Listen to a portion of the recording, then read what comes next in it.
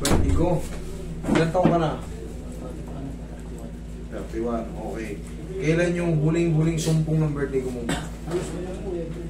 Halos everyday, okay. Kailan nagsimula? Nagsimula. 1 year na. Hirap na may vertigo. Nakasit ako eh. Nung simula nung nagka-GERD ako, sumabay ko. Alam mo, mas matindi yung GERD. Matindi na yung vertigo, mas matindi yung GERD. Magkakaroon ka ng panic attack sa GERD eh. Ano mo po eh, ang tendency po sa kanya pag nagsasabay, para siyang, ano na siya, nagpapanik na siya, hindi na siya makahinga. Pero nahihinga niya. Tapos hihiluhin ka pa. Tapos na yung pong ganito niya, namamanhid na. Yung kamay niya. Pagkagalingi tayo doon, paklasin natin yan. Okay, sundin mo lang yung bibilin ko sa'yo. Last time, ano ko lang po kasi, yung ganito niya, minsan, check, ano po siya kung kay lagi po siya nakatayo. Nakatayo? Tayo, okay. So yung para daw po siya nagkakagaw. Pati yung ganito niya. Hindi, yung gout, hindi yan basta-basta parang ganun. Kailangan yan, ma-check up ka ng blood chem, ma-blood chem ka. Masuri yung dugo mo. Nagpa-blood chem na po. Wala. Okay, hindi wala. Doon yun, hindi yan parang sasabihin, parang may gout ako. Hindi, iba-blood chem ka. Pero pagka-severe ka na, makikita naman yan dito. Kahit sa mata lang, okay na. Pero pag yung wala pang mga bukol-bukol, sumasakit na yung dito mo, sumasakit dito mo, hindi. Kaya baka po muscle pain ka. Yes. Hindi.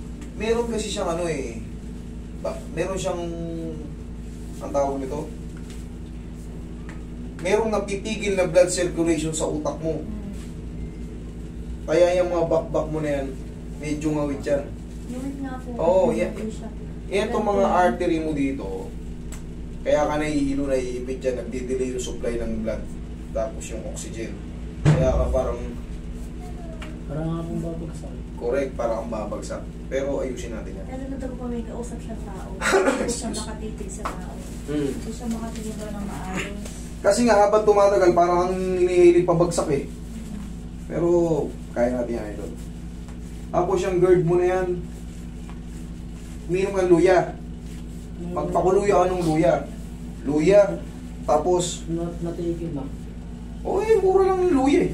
Luya tapos yung original na honey. Doon kayo mapapamahal. Yun ang pampatamis mo. Okay? Araw-araw lang. Ididigay mo nung napakalakas yan. Sabay utot. Tigil nga po niya, walang tigil minsan. Dire-diretso. Mas maganda na yung gano'n kasi hindi mo mailabas. Pag nagbara yan dito mo, doon na siya magpapanik attack kasi sasakit yung dito niya. Parang yung hangin niya hindi mailabas. Tapos dito magki-create ng pressure yan dito. Tapos siyempre sasabayan ka na ng palpitation kasi kakabahan ka na eh. Parang gusto mong huminga ng maayos kaso tigil. May bumabara po. Ang masakit pa niyan pag inabot ka ng gutom sa sinampa, sumaba yun. Siyempre hindi ka makakain kasi iba nga yung pakiramdam mo ito. Isang subo lang, lalo ka mabubulunan.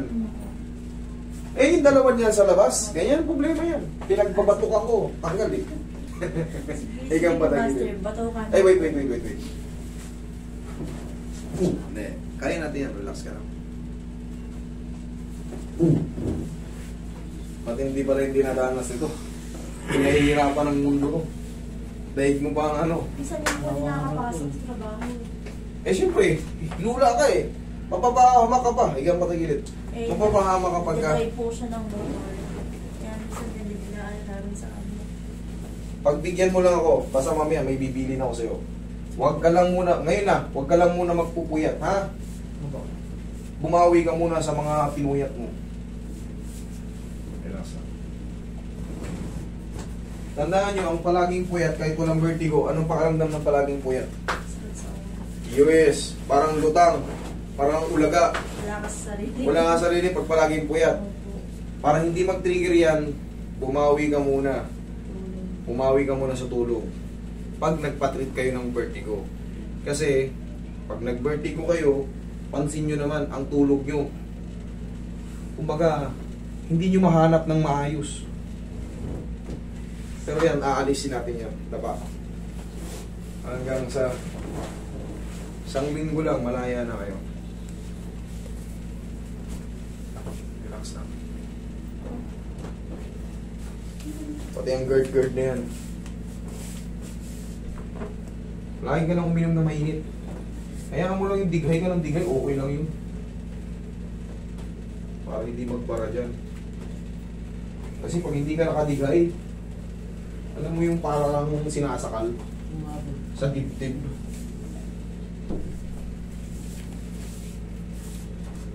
Relax lang. Mata mo lang.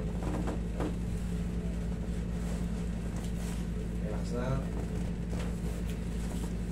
Sige, diyan ka lang. Hindi ka naman nahihilo, okay ka lang dyan? Oo, diyan ka lang.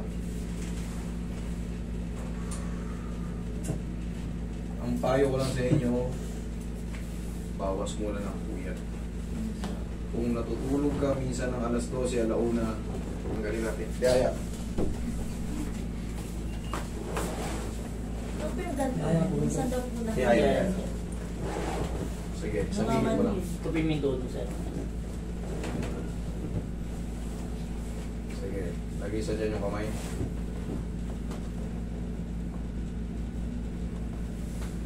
Relax lang ha. Inhale. Exhale, down. Sige, down.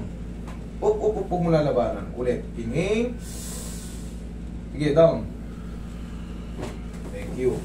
Huwag mong uulitin yung isang ano lang. Diyan ka lang muna, huwag kang tatayo.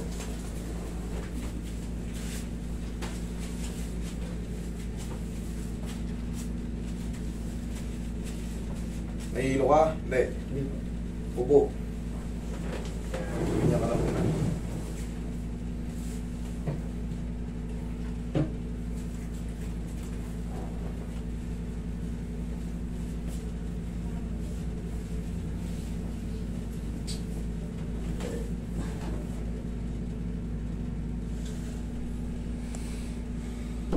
Obserbahan mo siya ngayon. Tignan mo kung kailan susumpong yung mga vertigo niya.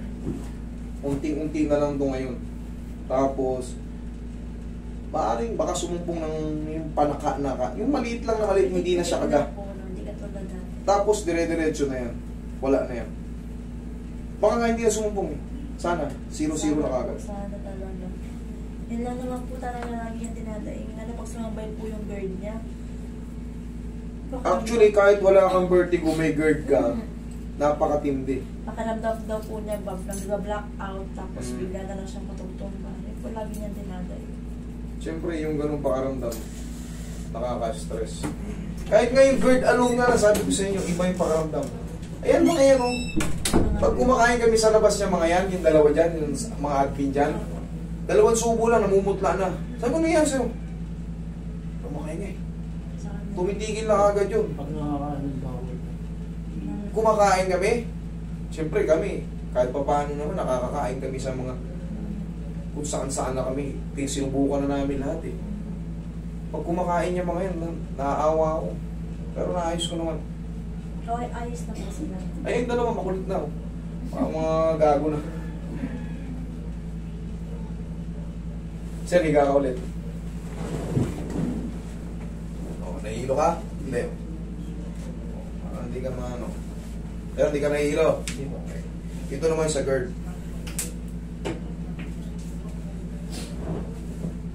Madalas mo nitong ikaw, kakaplusin mo nito. Itong pag ganyan.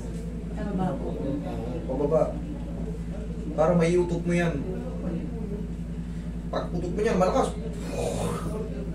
Giginhawa ka na. Tsaka yung digay, okay lang dumidigay. Kasi yung dito mo, iipunin lang. Parang hindi mo mailabas. Ang sakit. Hindi ako makatig eh. Sakit talaga eh. Kaya nga sabi ko sa inyo, mas maganda na yung nakakadigay. Kasi hindi ka magpapanik, kasi nailabas mo yung hangin. Once na na-trap siya rito, yun yung GERD, or yung acid reflux. Pag na-trap siya rito, magpapanik ka. Maniwala ka sa akin. Lalo pag gabi na. Pag gabi. Pag doon kayo natake sa gabi, Diyos ko po. Marami na kasing pumunta niyan dito, hindi lang ikaw, babae, lalaki, matanda. Meron na niyan. Yung iba hindi lang nagpapabideo, yung iba nabibidyohan. Meron naman dyan, makikita nyo. Pero yan, kaya natin yan. Luya. Kung wala tayong pambili ng ano, may mahal kasi akong gamot na pinaunim sa kanila. Luya. pakuluan ng luya. Para kang palagi nagsasalabat. Every morning. Kahit hindi morning. Para, parang tiyaan mo lang yun. Kung makakabili kayo nung kahit yung maliit lang na honey, o yun yung pampatamis mo, kung wala kayo nun, kahit o paano, lagyan mo lang ng konting asin. Para may lasa yung ano. Konti lang, huwag makakawalatan. Konting-konti lang. Ihani naman si Boy. Okay? Upo ka. Tapos pag nahihirapan kayo humingay, angat mo to. Hingang malalim. Down. Okay naman? Okay. Lingon ka ron. Lingon ka rito. Yuko ka. Tagalan mo.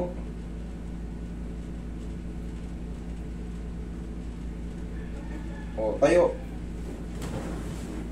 O, ano, nahihilo ko pa? Wala. Thank you, Lord. Sabi sa inyo, kaya ko yan. Alam niyo yung may mga vertigo, yung mga biglang tayo? Nabubuwal eh. Alam niyo yan, may mga vertigo, alam niyo yan. Pero pag ito, nanggaling kayo sa akin, try and compare. Subukan nyo. Palalayasin ko yan. Okay, sir? Tapos